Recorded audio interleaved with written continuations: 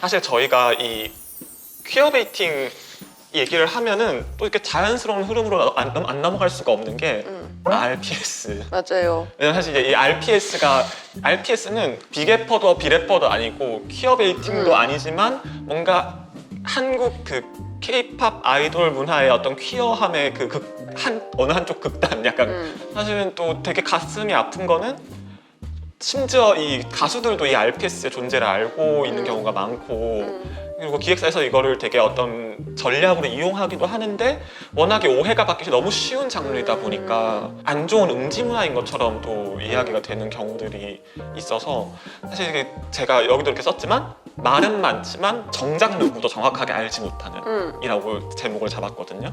그래서 RPS가 무엇인지부터 좀 얘기를 해볼까요?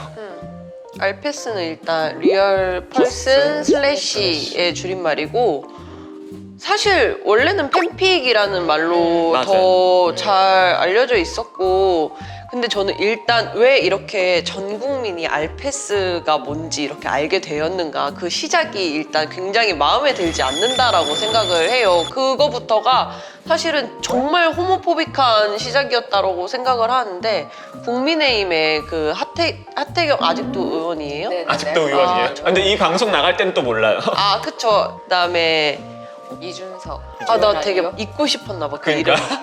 잘 기억이 안 나네. 이준석 씨가 이 알페스가 마치 그러니까 포르노그라피와 약간 동급인 것처럼 성착취라 그랬잖아요. 아이돌 성착취 이러면서 뭐 알페스 뭐 반대 뭐 알페스 처벌법인가? 처벌법 이런 거를 이제 만들겠다고 해서 알게 된 건데 일단 그게 왜 호모포빅하냐면 그들의 입장에서는 남성들끼리를 동성애로 엮는다는 것 자체가 굉장히 해서는 안 될 짓이고 이를테면 진짜 성착취라고 생각을 하니까 그걸 그렇게 법안을 발의하겠다고 한 거잖아요. 왜 남성과 남성을 엮는다는 것이 그 자체로 성착취적인 문화가 되는지에 대한 굉장히 약간 분노가 있고 그렇게 됨으로써 마치 알페스 창작자들이 모두 무슨 남성 아이돌을 성착취하는 그런 여성들로 몰리는 것으로 약간 알페스가 처음 알려졌다는 것이 너무 어이가 없고 그 다음에 반드시 짚고 싶은 건 그러면은 도대체 포르노그라피와 알페스가 뭐가 다르냐라는 질문을 저 개인적으로도 정말 많이 받았어요. 뭐가 같아요. 약간 뭐가 같냐고 말하고 싶은 게 포르노그라피를 만드는 수많은 그런 제작자와 출연자들 그 안에 어떤 그 커다란 산업과 어떤 알페스라는 창작 놀이를 어떤 같은 선상에 두고서는 약간 그 안에서의 착취와 뭐 비착취, 폭력과 뭐 그 문제를 다룬다는 것 자체가 사실상 전혀 같은 선상에 놓을 수가 없다. 그리고 일단 이건 픽션이잖아요. 모두가 픽션이라는 약간 합의 하에서 이 창작 놀이를 하고 있는 건데 그리고 사실 많은 사람들이 그렇게 알려진 것 때문에 알페스의 이야기가 마치 섹스가 전부인 것처럼 맞아. 얘기되는데 사실 많은 사람들이 알페스로 어떤 섹스를 약간 묘사하는 것을 좋아하기도 하지만 그렇지 않은 사람들도 되게 많고 사실 알페스의 핵심은 저는 그 멤버들 간의 어떤 관계를 상상하는 어떤 창작 놀이가 사실 핵심이라고 생각을 하는데 이제 거기에서 진짜 존재하는 사람을 가지고 픽션을 쓰는 것이 떳떳할 수 있냐라고 한다면 많은 소설가분들이 역사적인 인물을 가지고 사실 살아있는 인물들을 가지고도 픽션을 쓰지 않나요? 맞아요. 사실 왜 그런 것들은 지적하지 않으면서 이것을 어떤 연애 관계로 묘사할 때만 왜 동성애적인 연애 관계로 묘사할 때만 이것이 착취가 되고 이것이 해서는 안 될 불법물이 되는 건지 저는 그게 굉장히 우아한 지점인 것 같아요, 일단. 그리고 실제 인물을 바탕으로 하는 거긴 하지만 어쨌든 이 작가, 창작자가 창조하는 사람인 거잖아. 맞아요. 일종에는 맞아. 내가 투영돼 있기도 하고 맞아. 내 주변에 누군가가 투영돼 있기도 하고 특히 퀴어들이 이제 알페스를 쓰는 거는 퀴어 서사를 보고 싶은데 퀴어 서사가 현실에 잘 없고 맞아요. 그러니까 일종 나의 욕망을 이 사람을 투영해서 쓰는 거란 말이에요. 사실 이 사람이 이 사람과 100% 동치하는 게 아니에요. 그렇죠. 어쨌든 나의 상상인 거죠. 그야말로 판타지적인 상상인 거기 때문에 이게 이 사람에 대한 그걸 착취다라고 하면 굉장히 이렇게 되는 거죠. 그런 궁금증이 들긴 해요. RPS 왜 쓰지? 즐겁게 보면서도 한 번도 내가 왜 보지라는 질문을 안 해봤거든요. 그러니까 왜 쓰고 왜 보지? 아까 그것도 궁금하긴 해요. 퀴어 서사가 없어서 저는 처음 팬픽을 읽었던 거 그런 거 같아요. 하긴 사실 저도 비슷하긴 해요.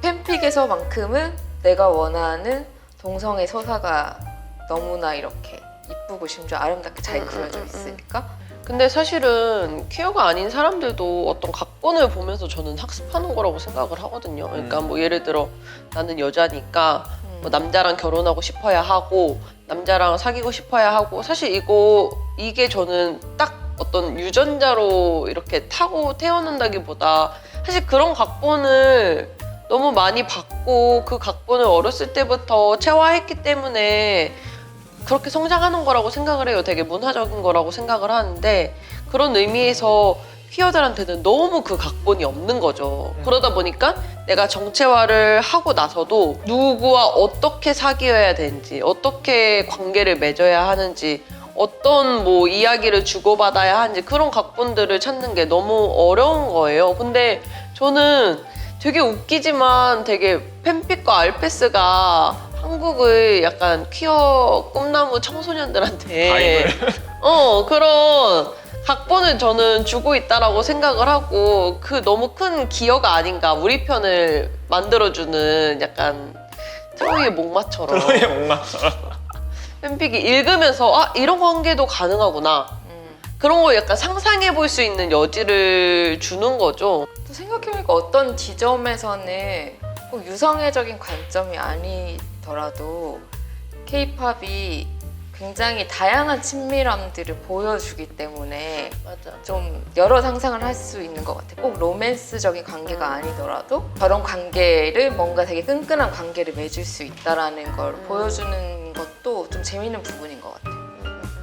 근데 사실 진짜 어느 시점에서는 예전에는 그냥 동성애 팬픽이었는데 되게 최근에는 되게 다양한 정체성으로서 맞아. 약간 발화하는 사람들이 많아져서 사실 뭐 에이로맨스라든지 에이로맨틱이라든지 에이섹슈얼이라든지 아니면 뭐 트랜스젠더라든지 젠더 퀴어 약간 그런 정체성으로 약간 서사 실험을 해보는 거죠. 그러니까 이 굉장히 이성의 중심적인 어떤 서사들이 약간 많은 사회에서 사람들이 그런 소수자성이 있는 사람들한테 가지게 되는 편견이 굉장히 많잖아요. 뭐 예를 들면 에이로맨틱이면 뭐 연애를 다 싫어할 거라든지 아니면 연애를 아예 안 하고 싶어 할 거라든지 근데 그거는 개인마다 또 다르거든요. 한 정체성이라고 해서 다 같은 것은 아니잖아요.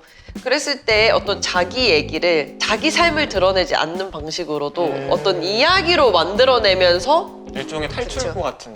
실험해볼 수 그쵸, 있는 실험. 거죠. 이야기 만들기는 굉장히 어떤 방식의 안전하게 자신의 약간 지향하는 점을 드러낼 수 있는 창구가 될 거라고 생각을 하는데 다 편견 안에서만 얘기를 하잖아요. 근데 그렇지 않은 방식으로도 안전하게 얘기할 수 있는 방법이 어떤 그런 아이돌을 빌려서 이야기하는 거라면 그런 것만으로도 되게 재밌는 시도라고 생각을 해요.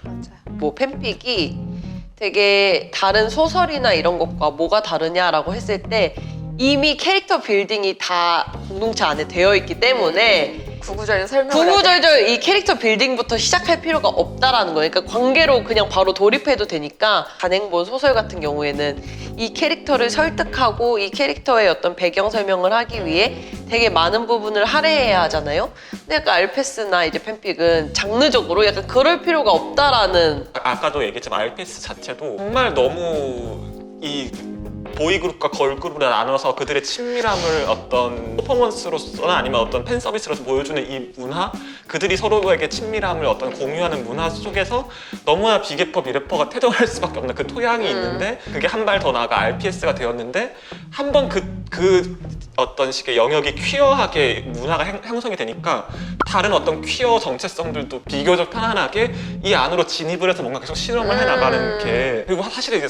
이 사회의 보수성이 없었으면은 이런 K-팝 아이돌 분야를 탈출구로 아예 삼지도 않았을 거잖아요. 그냥 나가서 그냥 통성해 이러고 다니면 되니까.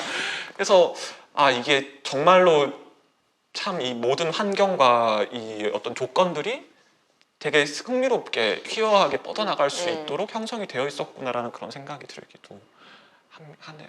통성해, 통성해, 통성해, 통성해.